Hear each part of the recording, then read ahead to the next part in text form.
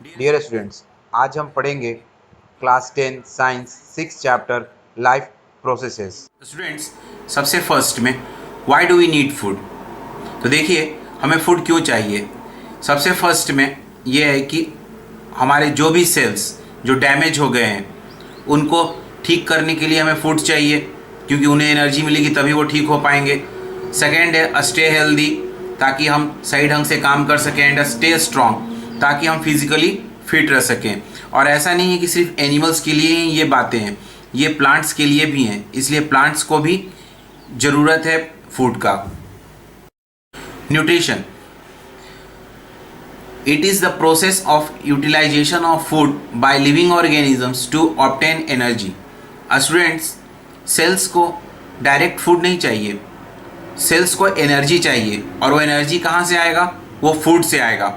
तो जो फूड से जब एनर्जी में कन्वर्ट होता है तो उस प्रोसेस को हम लोग क्या बोलते हैं? न्यूट्रिशन बोलते हैं। अब देखिए मोड्स ऑफ न्यूट्रिशन। तो दो तरह के न्यूट्रिशंस होते हैं, एक ऑटोट्रॉपिक और एक हेटेरोट्रॉपिक। तो ऑटोट्रॉप्स वो ऑर्गेनिजम्स हैं जो अपना खुद का खाना बना सकते हैं। तो देखिए क्या लिखा हुआ है, organisms which are capable of making their own food are called autotrophs. और इसके एग्जांपल्स क्या हैं? All green plants. Heterotrophs organisms क्या होते हैं? वो ऑर्गेनिजम्स होते हैं जो खुद का खाना नहीं बनाते हैं, जो दूसरे पर डिपेंड होते हैं। जैसे कि हम लोग हेटेरोट्रॉप्स हैं, क्योंकि हम लोग प्लांट्स के ऊपर डिपेंड हैं।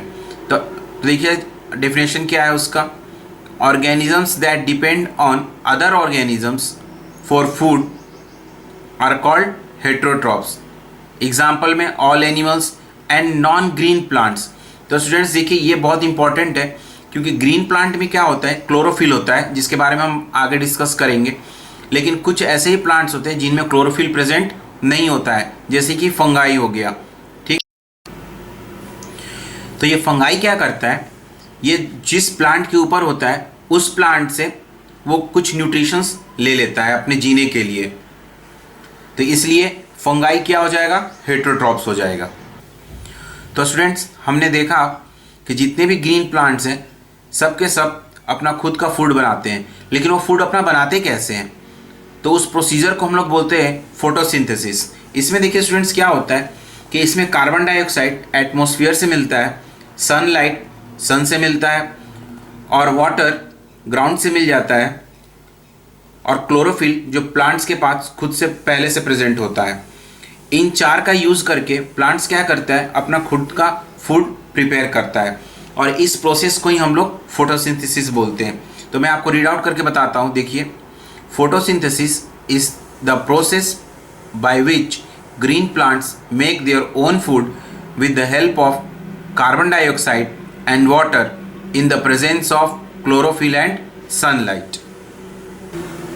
तो स्टूडेंट्स, हमने देखा कि फोटोसिंथेसिस के लिए चार चीज़ें ज़रूरी है, carbon dioxide, water, sunlight and chlorophyll. तो पहले देखते हैं carbon dioxide. Carbon dioxide students leaves के अंदर के देखिए कैसे एंटर होता है। तो वहाँ पर आप अच्छे से फिगर में देखिए कि उसमें स्टोमाटा लीव्स में है। लीव्स में स्टोमाटा क्या है? एक ओपनिंग होता है, मतलब ओपनिंग ऐसे बोल सकते हैं, एक होल होता है जिसके अंदर कार्बन डाइऑक्साइड जाता है। फिर बाद में उसी होल में से ऑक्सीजन और वाटर दोनों रिलीज होता है। वाटर, तो देखिए स्टूडेंट्स, प्लांट्स में वाटर एक उसमें वेसल होता है जिसका कि नाम जाइलम होता है। आप जाइलम कैसे याद रखिएगा? जलम, जलम संस्कृत का वर्ड है जिसका मतलब होता है जल। तो जाइलम, जलम आप ऐसे याद रखिए। तो ये आपको याद रहेगा कि जाइलम के थ्रू वाटर जाता है। फ्लोएम, उसको आप फलम बोल सकते हैं, मतलब कि उसके थ्रू फूड्स जाता है to different parts of the plant. और ये देखिए ये वाटर कहाँ से जा रहा है? ये वाटर और न्यूट्रिशन आप अच्छे से फिगर में देखिए, बॉटम में ये रूट्स वाटर को सप्लाई कर रहा है कहाँ तक? लीव्स तक। थर्ड नीड है फोटोसिंथेसिस के लिए सनलाइट। सनलाइट्स को डिटेल में पढ़ने की कोई ज़रूरत तो है नहीं। अब आगे बढ़ते हैं फोर्थ नीड के ऊपर। तो फोर्थ नीड है क्लोरोफिल। तो देखिए मैंने बहुत सिंपल वर्ड्स में आपको लिख कर दिया है, the leaves are made up of various small cells. तो स्टूडेंट्स बॉडी का किसी भी पार्ट को आप ले लीजिए, बहुत छोटे छोटे सेल से बने ही होते हैं, लेकिन हम यहाँ पर पर्टिकुलरली लीव की बात कर रहे हैं। तो leaves are made up of very small cells. Inside these cells are tiny structures called chloroplast. अब स्टूडेंट्स ये जो सेल्स है लीव्स के अंदर, छोटे छोटे सेल्स, इसके अंदर एक बहुत छोटे छोटे स्ट्रक्चर्स होते हैं जिनको कि हम क्लोरोप्लास्ट बोलते हैं। और स्टूडेंट्स अगर आप देखिए यहाँ पर अच्छे से, तो यहाँ पर ये देखिए, ये जो है ना, ऐसा मत समझिए पूरा का पूरा क्लोरोप्लास्ट नहीं, ये जो छोटे छोटे जो गुच्छे बने हुए हैं या फिर छोटे छोटे कहिए आप नेकलेस के जो छोटे छोटे मोती हैं, वैसा आप समझ लीजिए। तो ये छोटे से जो मोती है ना, वो क्लोरोप्लास्ट है।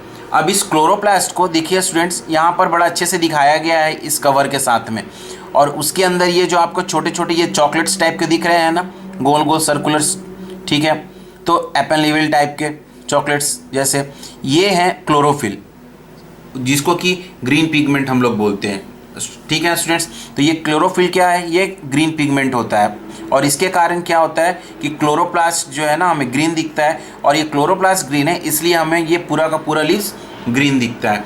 तो स्टूडेंट्स जब भी फोटोसिंथेसिस होगा तो उसी प्लांट में होगा जहाँ पर कि क्लोरोफिल प्रेजेंट है, या फिर आप छोटे से या फिर साधारण लैंग्वेज में आप ये समझ लीजिए कि जो प्लांट ग्रीन होगा वहीं फोटोसिंथेसिस हो सकता है और दूसरे प्लांट्स में नहीं हो सकता है, ठीक है स्टूडेंट्स। अब देखिए स्टूडेंट्स, ये बहुत इंपॉर्टेंट टॉपिक है, व्हाट हैपेंस ड्यूरिंग फोटोसिंथेसिस। तो फोटोसिंथेसिस के ड्यूरिंग होता क्या है जिससे कि प्लांट्स अपने फूड को बनाता है। तो देखिए क्या है, फर्स्ट पॉइंट देखिए, chlorophyll absorbs the sun energy. तो सनलाइट को एब्जॉर्ब करने वाला कौन है, क्लोरोफिल, जो कहाँ प्रेजेंट होता है, क्लोरोप्लास्ट के अंदर प्रेजेंट होता है। उसका देखिए सेकेंड पॉइंट क्या है, it is this energy that is use to split water molecules into hydrogen and oxygen.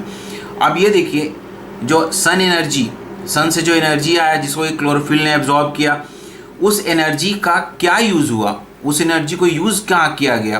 तो प्लांट देखिए क्या यूज़ करता है उस एनर्जी को, तो वाटर मॉलिक्यूल्स। तो स्टूडेंट्स वाटर मॉलिक्यूल्स H2O जिसको हम लोग बोलते हैं, हो सकता आप लोग हायर क्लासेस से पढ़िएगा H2O। तो वाटर मॉलिक्यूल्स दो चीज़ का बना होता है, हाइड्रोजन और ऑक्सीजन। तो ये क्या करता है एनर्जी, सन एनर्जी, इन दोनों को जो है ना स्प्लिट करता है। स्प्लिट मतलब इन दोनों को अलग अलग कर देता है, उन दोनों के अलग अलग टुकड़े कर देता है। तो हाइड्रोजन को एक साइड कर देता है और ऑक्सीजन को वो एक साइड कर देता है, ठीक है। अब देखिए ऑक्सीजन का क्या होता है, तो जो ऑक्सीजन जो स्प्लिट हुआ, जो टूट गया, उस ऑक्सीजन को जो है ना लीव्स बाहर एटमॉस्फेयर में छोड़ देता है, जिसको कि हम लोग यूज़ करते हैं अपने रेस्पिरेशन के लिए। और जो हाइड्रोजन है स्टूडेंट्स, वो जो कार्बन डाइऑक्साइड जो प्लांट्स ने एटमॉस्फेयर से लिया था उसके साथ वो कॉम्बाइन हो जाता है। देखिए अच्छे से, hydrogen and carbon dioxide are use to form glucose और फूड फॉर प्लांट्स। तो ये जो हाइड्रोजन है ये क्या करता है, जो कार्बन डाइऑक्साइड एटमॉस्फेयर से प्लांट में आया था उसके साथ वो जाकर कंबाइन हो जाता है। कंबाइन मतलब से जाकर जुड़ जाता है, और जुड़ने के बाद वो क्या बनाता है, ग्लूकोज, और वही ग्लूकोज फूड बनता है प्लांट्स के लिए, ठीक है स्टूडेंट्स। ग्लूकोज को हम लोग सिंपल कार्बोहाइड्रेट भी बोलते हैं। फोर्थ पॉइंट देखिए, fifth point sorry, some of the glucose is use to provide energy for the growth and development of plants while the rest is stored in leaves, roots और fruits for later use by plants। तो students ऐसा नहीं है कि वो जो अपने लिए फूड्स बनाया वो पूरा का पूरा कंज्यूम कर गया, नहीं, उसने जो ग्लूकोज बनाया, स्टूडेंट्स ग्लूकोज आप ऐसे याद रखिए ग्लूकॉन डी का एक डब्बा आता है, ठीक है स्टूडेंट्स, वो ग्लूकोज है, ठीक है। तो वो ग्लूकोज क्या करता है, इंस्टेंट एनर्जी देता है ना हमें, तो उसी तरह से प्लांट में भी ग्लूकोज प्रिपेयर होता है। तो ये ग्लूकोज क्या करता है, एनर्जी देता है प्लांट को ग्रोथ और डेवलपमेंट के लिए। लेकिन ऐसा नहीं है कि सारा का सारा ग्लूकोज यूज़ हो जाता है, कुछ ग्लूकोज जो बच जाता है जिसको कि प्लांट यूज़ उस समय नहीं करता है, उसको फ्यूचर के लिए स्टोर कर लेता है। और स्टोर करने का जगह कहाँ है, तो लीव्स में स्टोर कर लेता है, रूट्स में स्टोर कर लेता है, फ्रूट्स में भी स्टोर कर लेता है। तो स्टूडेंट्स इसलिए हम लोग जो फ्रूट्स खाते हैं वो देखिएगा वो मीठा होता है स्टूडेंट्स। ठीक है स्टूडेंट्स। तो स्टूडेंट्स देखते हैं फोटोसिंथेसिस इन इक्वेशन फॉर्म। तो यहाँ पर देखिए मैंने आपको दो इक्वेशन दिए हैं, एक वर्ड इक्वेशन दिया है और एक केमिकल इक्वेशन दिया है आपको। तो वर्ड इक्वेशंस में देखिए कार्बन डाइऑक्साइड प्लांट एटमॉस्फेयर से ले लेता है, वाटर जो रूट्स के थ्रू ले लेता है, और क्लोरोफिल जो प्लांट्स में पहले से प्रेजेंट होता है। इन तीनों का यूज़ करके और सनलाइट के प्रेजेंस में, अगर सनलाइट नहीं है तो फोटोसिंथेसिस नहीं हो सकता। तो सनलाइट के प्रेजेंस में वो क्या बनाता है, ग्लूकोज प्लस ऑक्सीजन बनाता है। जो ऑक्सीजन वो क्या करता है, बाहर रिलीज करता है और ग्लूकोज अपने यूज़ के लिए वो रख लेता है। उसी को मैंने देखिए आपको केमिकल इक्वेशन के फॉर्म में दिया है। 6CO2, CO2 का मतलब कार्बन डाइऑक्साइड, 6H2O का मतलब वाटर, और लाइट एनर्जी मतलब सनलाइट, C6H12O6 यह स्टूडेंट्स ग्लूकोज का फॉर्मूला है, और ऑक्सीजन O2। ठीक है स्टूडेंट्स। तो यहाँ पर देखिए 6 हम उसको ऐसे पढ़ेंगे, 6 moles of carbon dioxide plus 6 moles of water in the presence of chlorophyll and light forms 1 mole of glucose and 6 moles of oxygen। और स्टूडेंट्स आप इतना डिफ़िकल्ट समझ जाइए, मैंने आपको लेकिन केमिस्ट्री के लैंग्वेज में आपको बताया, इसलिए आप बहुत इसको अपने ऊपर मत लीजिएगा, प्रेशर मत लीजिएगा इसको, सिर्फ आप फॉर्मूला याद रखिएगा। अब देखिए स्टूडेंट्स मैंने आपको बताया था ना ग्लूकोज क्या होता है, सिंपल कार्बोहाइड्रेट्स होता है। Glucose made by plants is converted into complex carbohydrates which is known as a starch. तो स्टूडेंट्स स्टार्च टेस्ट आप लोग को मालूम है कि उसके ऊपर जब आयोडीन डालते हैं तो क्या होता है, ब्लूइश कलर हो जाता है। वो पोटैटो में भी आप देखिएगा आपको स्टार्च मिलता है। तो स्टार्च क्या है, कॉम्प्लेक्स कार्बोहाइड्रेट, लेकिन ग्लूकोज क्या है, सिंपल कार्बोहाइड्रेट। फिर देखिए last point, plant use the minerals dissolved in water to convert glucose into carbohydrates, proteins and fats. तो प्लांट्स देखिए जो मिनरल्स जो वाटर में प्रेजेंट होते हैं उनका क्या यूज़ करता है, वो क्या करता है, ग्लूकोज मतलब सिंपल कार्बोहाइड्रेट्स को वो स्टार्च मतलब कार्बोहाइड्रेट्स में बदल देता है, कॉम्प्लेक्स कार्बोहाइड्रेट्स में, प्रोटीन्स में कन्वर्ट कर देता है, और वो फैट्स में कन्वर्ट कर देता है स्टूडेंट्स। तो ये देखिए स्टूडेंट्स ग्लूकोज के थ्रू ही हमें कार्बोहाइड्रेट्स, प्रोटीन्स और फैट्स मिलता है। इसका मतलब क्या है, glucose is the source of carbohydrates, proteins and fats. तो अगर ग्लूकोज ना हो तो प्लांट्स कार्बोहाइड्रेट्स नहीं बना सकता, प्रोटीन्स नहीं बना सकता और फैट्स नहीं बना सकता। Heterotrophic nutrition in plants. Heterotrophics तो मैंने आपको पहले ही बताया कि ऐसे प्लांट्स जो अपना खुद का फूड नहीं बना पाते हैं, और वो क्या होते हैं, उनमें क्लोरोफिल नहीं प्रेजेंट होता है। और स्टूडेंट्स कुछ प्लांट्स ऐसे होते हैं जिनमें क्लोरोफिल प्रेजेंट होता भी है, थोड़ा सा होता है, लेकिन फिर भी उनको क्या चाहिए, अलग से न्यूट्रिशंस चाहिए अपने आप को ग्रो करने के लिए। ठीक है स्टूडेंट्स, तो पार्शियली हेटेरोट्रॉपिक हो जाते हैं। तो देखिए हेटेरोट्रॉपिक प्लांट्स में किस टाइप के न्यूट्रिशंस होते हैं। तो हेटेरोट्रॉपिक प्लांट्स में 4 टाइप के न्यूट्रिशंस होते हैं, parasitic mode of nutrition, insectivorous mode, saprophytic mode of nutrition, symbiotic mode of nutrition. और स्टूडेंट्स इसको हम अभी डिटेल्स में देखते हैं। Parasitic mode of nutrition. Students यहाँ पर 2 चीज़ें होती हैं, एक पैरासाइट्स होता है जिन्हें फूड चाहिए, और एक होस्ट होता है जो फूड सप्लाई करता है उनको। ठीक है स्टूडेंट्स, तो देखिए फर्स्ट पॉइंट में आपको मैंने बताया है कि पैरासाइट क्या होता है। In parasitic mode of nutrition plants depend on other plants और एनिमल्स फॉर देयर नरिशमेंट। फिर सेकेंड पॉइंट में देखिए, such dependent plants are called as parasites and the ones on which parasites depend are called the host. तो जिस पे parasite depend करता है, मतलब जो फूड सप्लाई करता है पैरासाइट्स को, उसे हम लोग होस्ट करते हैं। हाँ स्टूडेंट्स, हम लोग बोलते हैं ना कि इस कंट्री ने इस बार ओलंपिक होस्ट किया, ठीक है, तो उससे आप होस्ट वर्ड याद रखिए। थर्ड पॉइंट देखिए, ए parasite plant climbs on the host plant from which they get all the food. Normally parasite जो प्लांट होते हैं स्टूडेंट्स, वो क्लाइंबर प्लांट्स होते हैं, ठीक है। क्लाइंबर प्लांट्स जिसको कि आप लोग हिंदी में लत्तर हम लोग बोलते हैं, मतलब कि पतले पतले जिनके पास मोटे मोटे स्टेम्स नहीं होते हैं। स्टेम्स मतलब मोटे मोटे तने नहीं होते हैं, ठीक है ना, पतले पतले स्टेम्स होते हैं। तो वो क्या होते हैं, वो खुद से खड़े नहीं रह सकते हैं, तो वो क्या करते हैं कि वो दूसरे प्लांट का सहारा लेके उनके ऊपर वो चढ़ जाते हैं। तो इसीलिए हम लोग उनको क्या बोलते हैं, क्लाइंबर प्लांट बोलते हैं। तो पैरासाइट्स में मोस्टली क्लाइंबर प्लांट्स आते हैं। इसमें देखिए फोर्थ पॉइंट क्या है, the host does not get any benefit from the parasite. और स्टूडेंट्स बहुत सारा ऐसा केस है जहाँ पर कि फूड देने वाले को भी जो है ना फ़ायदा होता है, लेकिन यहाँ पर उसको कोई फ़ायदा नहीं है।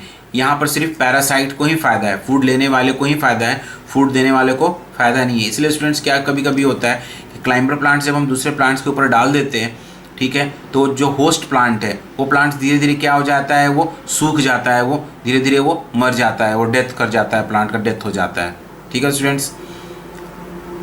फिफ्थ पॉइंट देखिए, some examples of parasitic plants are cuscuta and cassytha. तो कैस्कुटा को हम लोग स्टूडेंट्स आकाश बेल बोलते हैं और कैसिथा को हम लोग अमर बेल बोलते हैं। देखिए इसका फिगर मैं आपको नेक्स्ट स्लाइड में दिखाता हूँ। ये देखिए अमर बेल देखिए लेफ्ट हैंड साइड में आपके अमर बेल है और राइट साइड में आपके आकाश बेल है। आकाश बेल आप लोग नॉर्मली रोड साइड में आपको देखने के लिए मिल जाएगा। इंसेक्टिवोरस प्लांट्स, तो स्टूडेंट्स इंसेक्टिवोरस प्लांट्स भी दो तरह के होते हैं। एक ऐसा होता है जो पूरे तरह से इंसेक्ट को अंदर ले लेता है, फिर उसकी जान ले लेता है और उससे तब न्यूट्रिशन लेता है। लेकिन कुछ ऐसे भी इंसेक्टिवोरस प्लांट होते हैं जो इंसेक्ट्स को अंदर लेते हैं, उसमें से कुछ न्यूट्रिशंस ले लेते हैं और फिर इंसेक्ट्स को वापस जाने देते हैं, ठीक है स्टूडेंट्स। तो चलिए हम लोग रीड आउट कर लेते हैं ये 5 पॉइंट्स। फर्स्ट पॉइंट है, insectivorous modes of nutrition is observed in plant like pitcher plant and venus fly trap. तो स्टूडेंट्स देखिए लेफ्ट साइड में जो आपको दिया हुआ है वो पिचर प्लांट आपको दिखाया गया है। तो मैंने आपको 2 फिगर दिखाया है। देखिए एक टॉप में कि बाहर से कैसा पिचर प्लांट दिखता है और उसके अंदर में कैसा होता है, उसके नीचे वाले फिगर में आपको मैंने दिखाया है। सेकेंड पॉइंट देखिए, these type of plants purely depend on other insects and small animals for their nutrition। ये तो मैंने आपको बता ही दिया। थर्ड पॉइंट क्या है, pitcher plants trap small insects inside the pitcher and insects are digested by the digestive juices secreted by the pitcher। तो देखिए स्टूडेंट्स जैसे कि हम लोग के पेट में जब फूड जाता है तो क्या होता है, हम लोग के पेट में भी जो है ना जूसेस रिलीज़ होते हैं, जिससे कि वो सिंप्लीफाई हो जाता है वो फूड, क्योंकि हम डायरेक्ट वो फूड्स को जो है ना बहुत सिंप्लीफाई करना पड़ता है, तभी वो हमारे ब्लड्स उसको क्या कर सकते हैं, अपने अंदर एब्जॉर्ब कर सकते हैं उसके न्यूट्रिशंस को। तो उसी तरीके से यहाँ पर भी क्या होता है कि डायरेक्ट वो इंसेक्ट्स को तो वो यूटिलाइज नहीं कर सकता, तो वो क्या करता है डाइजेस्टिव जूसेस वो प्लांट्स रिलीज़ कर देता है, जिससे कि वो इंसेक्ट्स क्या होता है पूरी तरह अगर हिंदी में बोले तो वो गल जाता है वो, ठीक है ना, तो डिके हो जाता है, उसका डिकम्पोज होने लगता है। उसके बाद फिर उसमें से जो भी न्यूट्रिएंट्स निकलते हैं उसको प्लांट्स अपने अंदर वो ले लेता है। फोर्थ पॉइंट देखिए students, insectivorous plants grow in those soils which do not contain sufficient nitrogen minerals.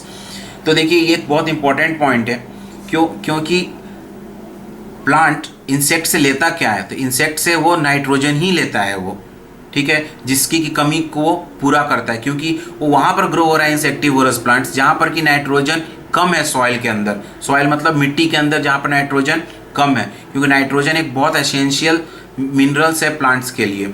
तो अगर नाइट्रोजन कम है तो उस नाइट्रोजन को पूरा कैसे करेगा उसकी कमी को, तो वो क्या करता है कि वो इंसेक्ट्स को ट्रैप कर लेता है और उसके थ्रू वो नाइट्रोजन लेता है। फिर फिफ्थ पॉइंट देखिए students, these type of plants are green and carry out photosynthesis to obtain a part of food। These type of plants are green and carry out photosynthesis to obtain a part of food। तो ऐसा नहीं है कि सारे के सारे वो बिल्कुल इंसेक्ट के ऊपर ही डिपेंड होता है, जैसे मैंने आपको पहले बताया था। वो क्या होता है कि कुछ पार्ट फोटोसिंथेसिस से कुछ फूड वो बनाता है, लेकिन जैसे कि नाइट्रोजन उसके पास नहीं मिल रहा है उसको सॉइल से, तो वो क्या करेगा, तो वो नाइट्रोजन वो इंसेक्ट से लेगा। तो उसमें फोटोसिंथेसिस भी हो रहा है पार्शियली, और पार्शियली वो इंसेक्टिवोरस भी है, वो इंसेक्ट से भी वो ले रहा है। तो मतलब वो हेटरोट्रॉपिक भी आ जाएगा और वो ऑटोट्रॉपिक भी आ जाएगा। वो सेप्रोट्रॉपिक मोड ऑफ न्यूट्रिशन। तो स्टूडेंट्स आपने मार्केट में मशरूम देखा होगा, तो स्टूडेंट्स देख लीजिए, मैं आपको सिंपल तरीका से बताता हूँ उसको कैसे ग्रो करते हैं।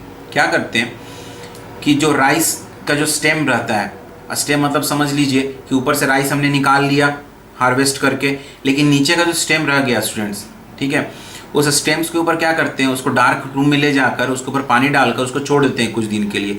तो वो क्या करने लगता है, धीरे धीरे वो डिके करने लगता है। अब उसके ऊपर जो है ना स्टूडेंट्स, हम लोग मशरूम्स का कल्टीवेशन करते हैं। तो उसी चीज़ को मैंने आपको यहाँ देखिए सिंपल वर्ड्स में बताया। तो देखिए इसके लिए मैंने 4 पॉइंट्स बताया। तो फर्स्ट पॉइंट क्या है, mode of nutrition in which organisms और plant that obtain their nutrition from dead and decaying organic matter is called saprophytic mode. Second point देखिए, the plants which exhibit saprotrophic mode of nutrition are called saprotrophs. ये simple बस उसी चीज़ को बता दिया गया कि सेप्रोफिटिक प्लांट को ही हम लोग सेप्रोट्रॉप्स बोलते हैं। Saprotrophs secrete digestive juices into dead and decaying matter to dissolve it and then absorb nutrients from it. Students यहाँ भी वही चीज़ हो रहा है, जो सेप्रोट्रॉपिक प्लांट्स हैं वो क्या कर रहे हैं कि वो कुछ जूसेस सीक्रेट कर रहे हैं, जिससे कि जिसके ऊपर वो ग्रो कर रहे हैं उनको वो डिके कर सकें। और डिके करने से क्या होगा, वो धीरे धीरे वो जो फूड क्रॉप्स है, क्रॉप्स का जो स्टेम है वो टूट जाएगा वो, या फिर आप ऐसा कर सकते हैं कि वो गल जाएगा, वो सड़ जाएगा, और उस चीज़ में उसमें से न्यूट्रिएंट्स निकालना सेप्रोट्रॉपिक प्लांट्स के लिए बहुत ईजी हो जाता है। ठीक है स्टूडेंट्स, एग्जाम्पल्स में आप मशरूम, ईस्ट, बैक्टीरिया आप देख सकते हैं। Symbiotic mode of nutrition. Students मैंने आपको 2 चीज़ें बताई थी, एक पैरासाइट मैंने आपको बताया था और दूसरा बताया था होस्ट। तो पैरासिटिक मोड ऑफ न्यूट्रिशन में क्या होता है, सिर्फ पैरासाइट को ही फ़ायदा होता है, होस्ट को कोई फ़ायदा नहीं होता है। लेकिन यहाँ पर स्टूडेंट्स दोनों को फ़ायदा होता है, होस्ट को भी फ़ायदा होता है और पैरासाइट को भी फ़ायदा होता है। और स्टूडेंट्स इसका देखिए बेस्ट एग्जाम्पल है फंगाई।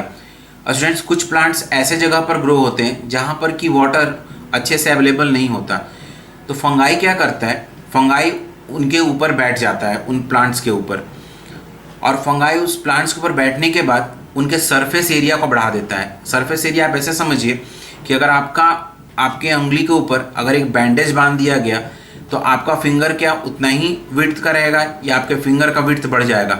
ऑब्वियसली आपके फिंगर का विड्थ बढ़ जाएगा, ठीक है ना। तो उसी तरह से क्या होता है कि वो जो स्टेम और जो रूट्स होते हैं उनका विड्थ बढ़ जाता है, उससे क्या होता है कि उनको वाटर एब्जॉर्ब करने में बहुत ईजी हो जाता है। तो देखिए फंगाई क्या कर रहा है, उनको वाटर एब्जॉर्ब करने में हेल्प कर रहा है, और बदले में फंगाई को क्या मिल रहा है, तो बदले में फंगाई को न्यूट्रिशंस मिल रहा है प्लांट से। तो देखिए यहाँ पर दोनों को बेनिफिट हो रहा है। फिर भी स्टूडेंट्स हम यहाँ पर 3 पॉइंट्स मैंने लिखा है, मैं तीनों पॉइंट्स को आपको रीड आउट करके देता हूँ। फर्स्ट पॉइंट है, in this mode of nutrition there is a close association between 2 different plants of different categories. मतलब कि सेम तरह के प्लांट नहीं होते हैं, अलग अलग कैटेगरीज के प्लांट होते हैं। In such type of association both the plants get benefited, मैंने जो आपको समझाया। For example certain fungi live in the roots of the tree.